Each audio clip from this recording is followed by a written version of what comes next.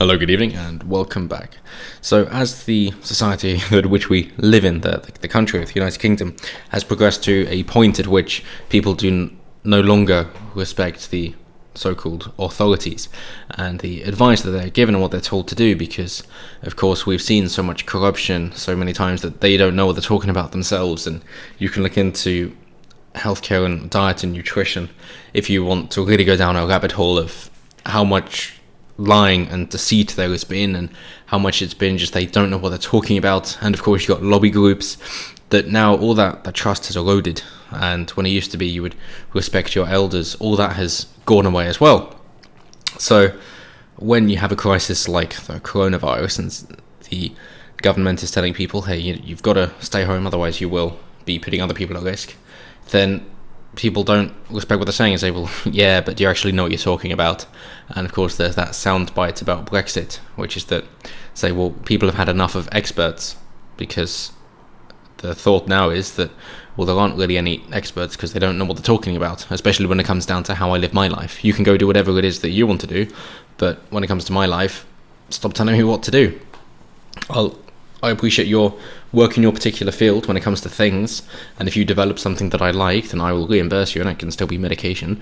But otherwise, you do what you want to do, and I'll do what I want to do. That is the mentality that has arisen. So we don't want to listen to experts. The other thing is due to communities breaking down and lacking that cohesion in the family unit and mutual respect, because, of course, now people are so different with different ideologies, and there isn't a core guiding principle of wanting what's best for their community or the nation, if you will, and people are too scared and annoyed or distrusting of their fellow citizens, then there is no longer a community spirit. So when people are told, don't go outside, you'll put other people at risk, they don't care, because, well, other people, yeah, but who are these other people? They're just objects, essentially. I have no compassion for fellow humans because I don't know who they are, and most of them I don't really like because of stereotypes and in-group bias. So then, even if it's explained, hey, you will be putting other people at risk by going outside, it's like, yeah, but I'd like to go outside and I don't care about the consequences because that other person isn't me, so I'm going to do it. So you've got both those at play. So in response to that, seeing as the government doesn't feel like they're being taken seriously, they now said that the police get new powers to enforce protection. So that is trying to create more solid guidelines of what will happen if caught outside, and what is allowed as a reason so that you're not punished. The punitive measures, they say that people ignoring tough restrictions on movement could be hit with a £60 fine, or £30 if paid within 14 days, and then £120 for a second offence, and it doubles on each further repeat offence. And of course, that's exponential growth, and as we've seen with coronavirus, that gets very big very quickly. New powers given to police in England mean no one will be allowed to leave their home without reasonable excuse, and we know what those are.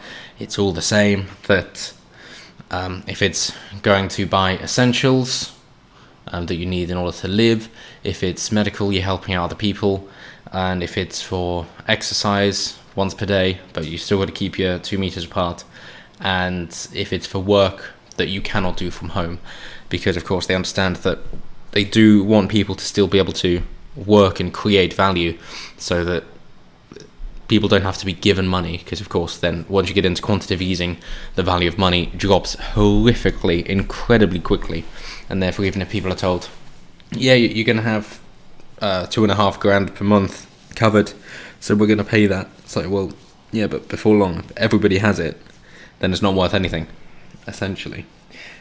So very quickly loses its value. So then you're really fucking over people who have saved money, people who have done the morally right thing, the squirrel that prepares for the winter by burying some of its acorns as well, that now they're being fucked over because their money that they've saved up is depreciated horrifically. And then you're just rewarding people who haven't planned for the future. And then it becomes very difficult in what is pragmatic or moral, that you're supposed to help people, but how concerned are you with rewarding bad actions? So back to the topic in hand. The measures come into force on Thursday. So now, and will last 6 months with a review every 3 weeks. There are expectations for this to last 18 months anyway, so 6 months is kind of hedging the bets, but just trying to be nice enough and pass it off for a while. But a review every 3 weeks nonetheless. To ensure people stay at home and avoid non-essential travel, police will be able to order people to go home, leave an area, or disperse. As we saw, of course, in saying, this isn't a holiday, go back home. Anyone who does not pay can be taken to court, with magistrates able to impose unlimited fines. If they still refuse to comply, police can arrest them. Not that you want a load of people in prison with a virus this infectious, as we've seen in Iran with them letting their prisoners go, of course. However, the Home Office, in announcing the new rules, said that in the first instance, the police will always apply their common sense and discretion.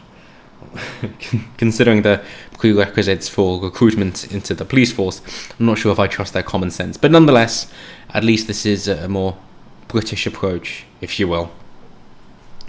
So as they reiterate, you can go outside shopping for basic necessities as infrequently as possible. One form of exercise a day, such as a run, walk or cycle. Medical reasons, to provide care or to help a vulnerable person. Travelling to and from work, but only if it is absolutely necessary and cannot be done from home.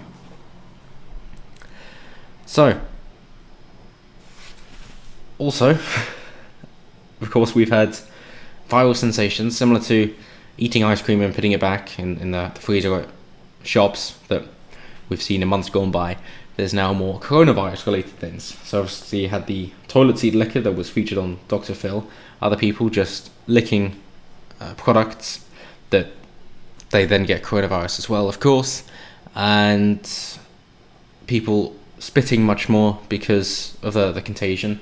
And they know that if it comes from any of your mucus or saliva or your human juices, your liquid, your fluid, and gets into somebody else's bloodstream, if they could be ingesting it in their eyes, nose, mouth, any of that, then they will also be infected. And therefore, anyone who coughs on key workers as a threat amid the coronavirus crisis will face serious criminal charges. Because that's what we've seen, and some accelerationists, if you will, do it to old people. We can't pay your pensions, so off you trot. Thursday's warning from the Director of Public Prosecutions for England and Wales comes after reports of essential workers being coughed at by people claiming to have the virus. 2 men in England have already been convicted, one of them jailed. And of course, when we see a lack of respect for these workers, that's the response that you get. On the flip side, at 8 o'clock this evening, of course, we had the clapping for the NHS, everybody making their noise. You probably heard it earlier this evening, wherever you are. Thunderous applause, whistles. Sounds like fireworks are being let off, but it's appreciating the NHS. And of course, they've been able to take a load of people out of retirement. There are more people working for the NHS than would do ordinarily. If you want to help out, of course, blood donations would be greatly appreciated. So check your local blood bank and donate blood there if you want to help. And obviously they're being flooded with donations as well in order to fight the virus. So there is still some sense of community and people coming together in order to provide help for the people who need it, by proxy of helping the people to live, who then help the other people to fight the infection. So there's some little bit of good news to end on. But let me know what you guys think down below. If anyone's had the virus, as in a confirmed case, more than fascinated to hear about your experience, so do let me know down below. But also how you think this is going to pan out, how it will affect the economy, given what measures the government have put in place in order to try and protect people's income, and what that'll do for inflation.